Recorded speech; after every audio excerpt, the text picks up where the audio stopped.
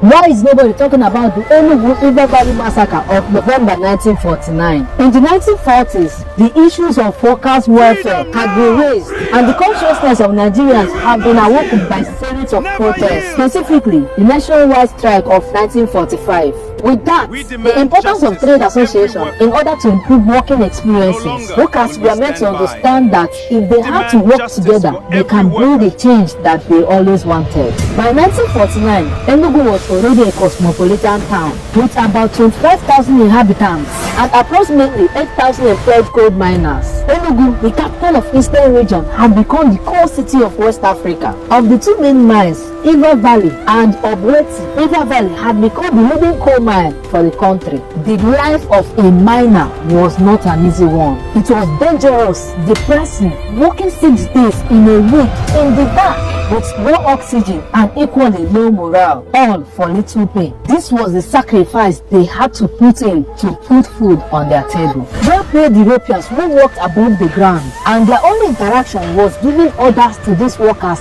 like dogs. Dogs are even more respected than these workers. There was growing resentment for the unfair treatment and the unfair treatment of Nigerian workers. Demands were made regarding the dreadful conditions, pay and employment of workers that were unfairly sacked, but these demands were rejected. Because the union was aware of the company's heartless method of hiring and firing, they devised a new method of protest, a go slow. The workers will technically lock down tools and work slowly to slow down production. Literally a handful of coal was produced daily instead of a wagon full load. This was still legal, but much to the annoyance of the colliery company. Soon enough, this go slow method gained national attention. After the negotiation, agreements were made and worked on, and between the 10th of November to the 12th of November, 200 more miners were sacked. The go-slow method then escalated to a state-owned strike. This also prevented the colliery managers